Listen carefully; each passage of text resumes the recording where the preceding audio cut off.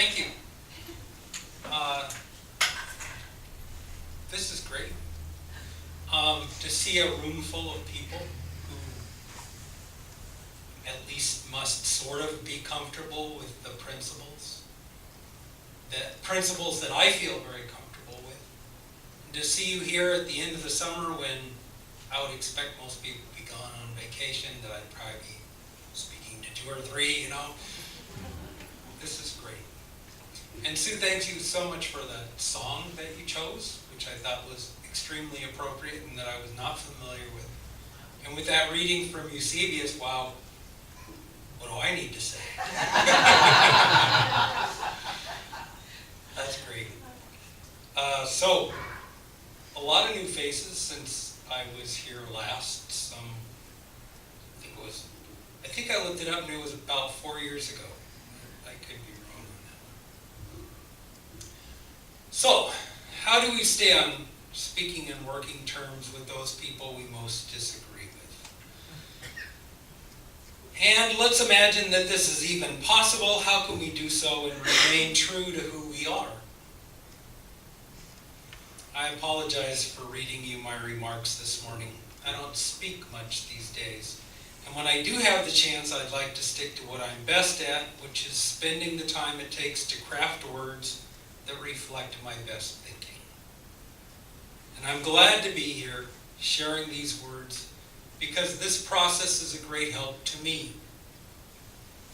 I write because it helps me to wrestle with things in a way that I just wouldn't otherwise.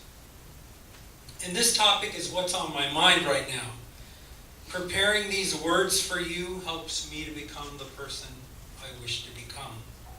It puts pressure on me to live up to my own words. I don't know about you, but I flounder without clear goals. I am most satisfied when I know what I expect of myself and my own behavior, and have some way of letting the people around me know something of what that is. So I'm going to take a small detour to a different context to illustrate my larger point. And if you get lost somewhere along the way, well, that's the way it is. I think that some people pay attention to the anecdotes and some people pay attention to a clear outline. I'll try and do a little of both. When I became a public school teacher at the age of 35, and I went from social work to teaching so that I would have the same schedule as my own children, my first wife had died suddenly, leaving me with 2 small children. I needed to have the same schedule as they did, and I also needed to work in a context different than social work.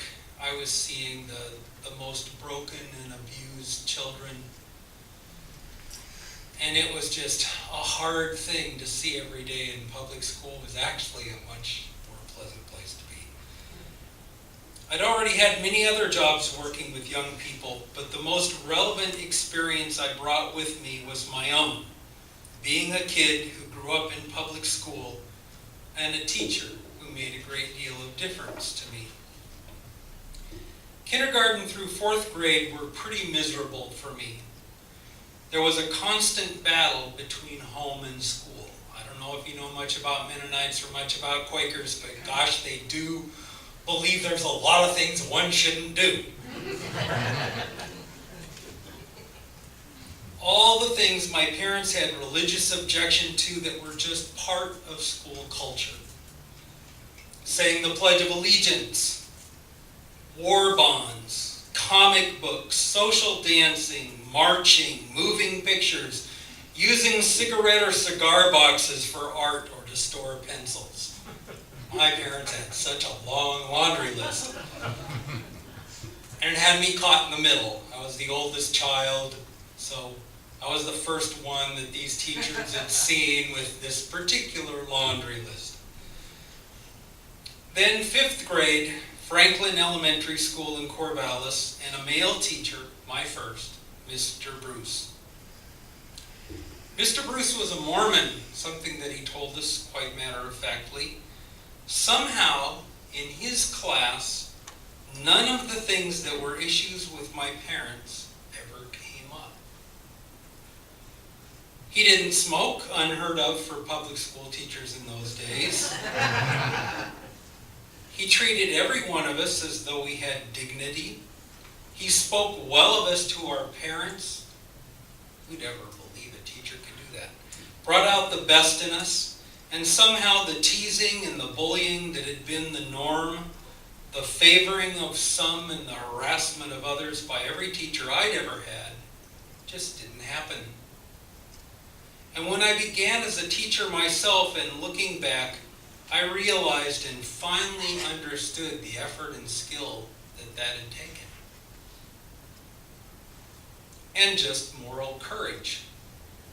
And what a difference he made to me. Public school was never again as awful as it had been my first few years, and I met many wonderful teachers over the course of the rest of my school career.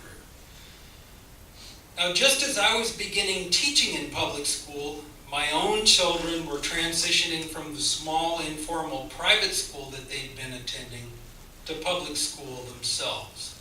It was particularly difficult for my daughter, Beulah, who went from calling teachers by their first names, leaving the classroom to use the restroom just like she would at home, talking freely with her friends as she did her classwork, to an experience that felt to her like she had arrived on some other planet.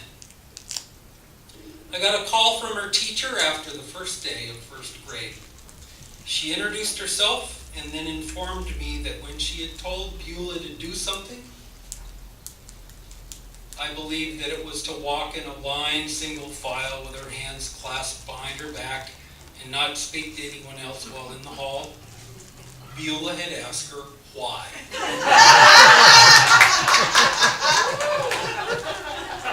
For the teacher, while the tone had not been disrespectful, the question was insubordinate. I thought, oh no, here it comes. The moment where I have to decide how it's going to be. How do I support the teacher, support my daughter, and honor my own culture and sense of how things ought to be as a parent? So I took a deep breath, and with all the faith I could muster, I thanked the teacher for her call. I said it was very important to me that Beulah be respectful, and that I would talk to her and tell her to do as she was asked by her teachers. I would make sure that she understood my expectations. But I also explained to the teacher that there were many things about school that were new and confusing to Beulah, and that it was important in our family to do things not because someone told us to, but because there was a good reason. I hoped that she might take the time, at an appropriate opportunity, to explain to Beulah the reason why. Years later, the incident is still remembered by Beulah, by that teacher, and by me as being both pivotal and positive. So, how was I going to help myself to be the kind of teacher that Mr. Bruce was? To set a standard for myself, and to be public about this to every student, parent, and colleague that I came in contact with in public school. I got this idea, and on the door of my assigned classroom, above my assigned desk, and on business cards that I gave to anyone who would take one, and that had my contact information, was this: my pledge to you. A patient, caring, kind, respectful, honest, and helpful, if at all possible, response to every person, every time. And at the bottom, it said, if that wasn't the response you got from me, to remind me of the pledge, and that I would try and make it right, because that's the kind of person I wanted to be. That pledge made all the difference. It was hard to live up to, but people appreciated that I was trying. That if there was a problem, I wasn't going to make it about them, I was going to take responsibility. And so mostly, people tried back. And the whole 16-year experience was worthwhile, good, wonderful, even fun. In that most racially mixed public school system in the U.S., I got to be who I was. My children's experience, though, I admit, was a lot tougher. Especially as I married again. We had a blended family of 5 children who were all teenagers at the same time. And school, everybody was a minority, but Howleys or whites were a particularly despised minority for good reason. My children had a tough time, but I think for both Susie and myself as teachers there, it was wonderful for us. So, that was a rather long aside to illustrate a point. Public school is one of the baskets in which we have tried to carry our democracy forward. The promise of a free and appropriate public education for every child in this country, regardless of gender, national origin, disability, and a long, careful list of other non-exclusions, is a national right so basic that a person cannot even take it away from themselves. Public school is a place where every religious and ethnic and cultural value must be welcome and coexist. That promise is a beautiful dream. The day-to-day reality, however, in any classroom, in any school, on any day, is far from that perfect picture. And in many classrooms, it's a downright shame. But that doesn't mean the dream or the right is flawed. It doesn't mean we should stop. It doesn't mean it isn't worth the trouble. There are 2 basic ways to deal with education. One is to do everything we can to make public school better with every connection that we have to it. Or we can withdraw, put our children and efforts and money into something of our own making, something over which we can have more control, separate education. Separate education may be a thing of beauty in its own right, but it's not a basket that enhances democracy. It does not help us get where we need to be. My wife Susie and I enjoyed watching the drama on Netflix called Madam Secretary. If you're not familiar with this, it's about a woman who portrays the role of the U.S. Secretary of State and wrestles with international peace, the wrangling within the presidential administration of which she's a part, and her own family. The role is conceivable because we've now had women in that position in 3 different administrations, both Republican and Democrat, and because the writers of the program have had a lot of input from the woman who did it first, Madeleine Albright. In fact, the name of Madeleine Albright's memoir is Madam Secretary. Anyway, the character playing the U.S. Secretary of State says this at the end of a particularly messy bit of diplomacy. It's almost a throwaway line that I was sort of, I guess, thinking about other things, and I heard this, and I thought, wow, peace is beautiful. Making peace, not so much. Peace is beautiful, making peace, not so much. How true? Because those we need to make peace with are the very ones it's hardest for us to like. Folks who may dress and speak and conduct themselves by codes that we outright reject. People we don't want associated with us that we are uncomfortable with. Making peace is messy. It's bloody. It's threatening. It makes us vulnerable. In the words that Sue read that I'd given her, it wears us out and down. It makes us suspect in our own cultural circles and enclaves. It takes great sacrifice. It takes investment of faith and resources. Yet we've got to do this, or there's no hope for anything to get better. We've got to do this, or we will become even more divided through this political season and on into the next presidential administration, which, regardless of whom is elected, threatens to be more contentious than ever.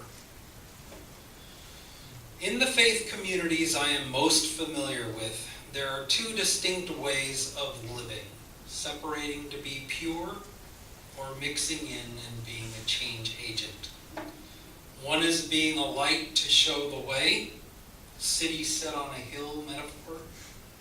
The other is being salt or leavening, which is a lot messier. My Mennonite ancestors did the separation part really well. They had their own communities, culture, stuck with German as their language in far-flung parts of the world, refused to be a part of a lot of modernization, but oddly enough, in the U.S., most sent their children to public school through 8th grade, although they refused to serve on school boards or vote. My Quaker forebears got both their hands and morals dirty by actively working in education and politics and business and prisons and Indian education. That Indian education was a pretty ugly picture. They voted and took public stands and did civil disobedience when they believed it necessary. But oddly enough, many took the separation approach when it came to school for their own children. You see the same divides in other groups. Take, for example, the vocations of priest and of nun in the Catholic Church. Some serve God cloistered in a convent or monastery. Others are actively involved in community service and live and work among the poor. The church runs many schools, and in many communities, theirs are the public hospital, like here in Florence. I think most of us have done both over the course of our lifetimes. Had times when we were more social within our communities, with coworkers, and other times less so. Probably did it for our own sanity. When I had children at home, when I was a teacher, I had much wider contacts.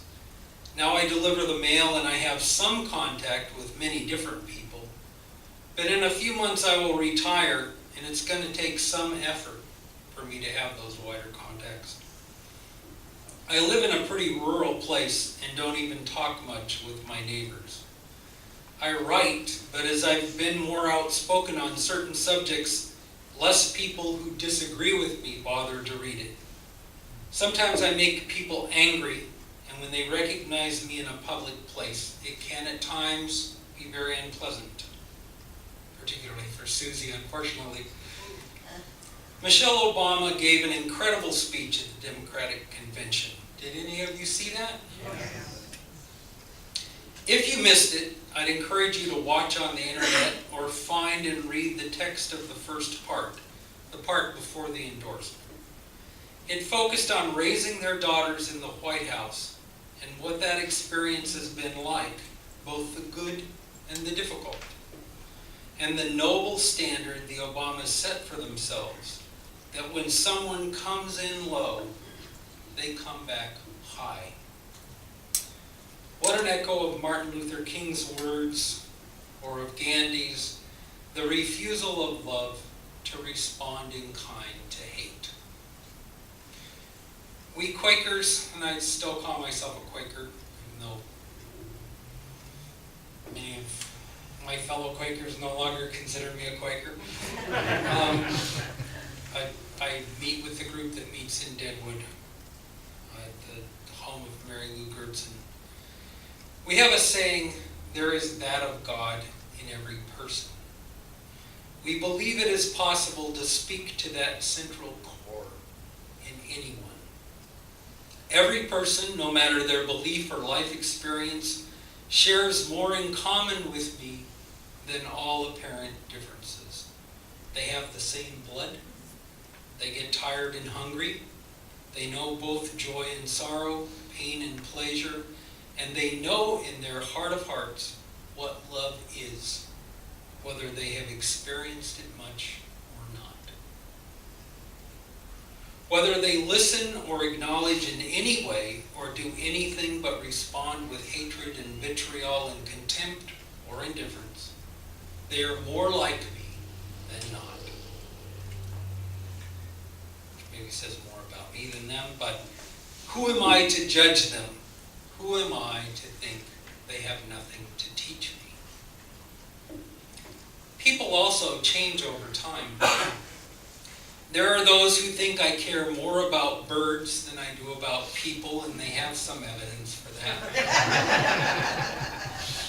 But the two people who taught me my love for birds did not live to know that about me. My maternal grandmother and my father probably believed that at best I had a callous indifference to birds. They may have believed much worse, because when I was young I shot birds, sometimes particular favorites of theirs, and left them where one or the other of them would see, both for sport and to get back at these two people because of the anger or contempt I felt toward them for what I felt was ill treatment. And it was ill treatment.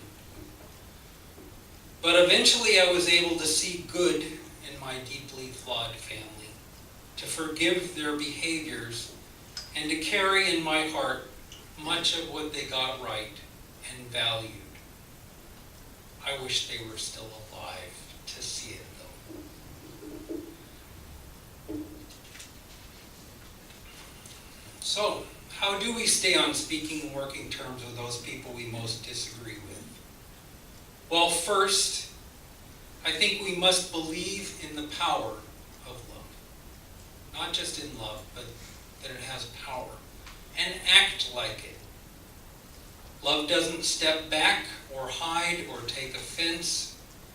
It, as you'll probably recognize the words from Paul's first letter to the church at Corinth, it bears all things, believes all things, hopes all things, and endures all things, and never fails. Second, we have to care about our neighbors, all those that we come in contact with, and not cut people off or separate ourselves from them, which is a tendency I have. And third, to find the common ground and keep that conversation open. It is an investment of time, of energy, of discomfort, and so it is a sacrifice. Because it's a sacrifice, we have to do what it takes to be prepared. For me, this involves things like taking care of myself, eating right, getting enough sleep, taking care of my basic relationships, having enough time for myself, that when I am encountering other people, I can live up to what love demands. I need to know what matters to me and why. I need to be ready and able to really listen over and over to what matters to others and why. I need to be able to say what bothers me and why without belittling anyone. I need to be very careful not to cause undue offense. And I need to refuse to take offense. Love wins no arguments. I think it helps to be human, to show grief, to show pain, to show disappointment, to show anger at injustice, to have honest emotions in response to people's words and behavior. I remember once when my grandmother had seen me kill a bird, and she didn't say anything, just tears rolled down her cheeks. That's an image that doesn't go away. That's an image that still speaks to me today. I remember seeing disappointment on my father's face, that spoke to me more than any of the words or lashes that I caught from him. Jesus says when his own execution is at hand, "Forgive them, Father, for they know not what they do." It's probably less than my own execution at stake. I can forgive and try again. We mustn't lose faith. We are not alone. And as this room attests, I'm not alone. We're in this together. Thank you so much.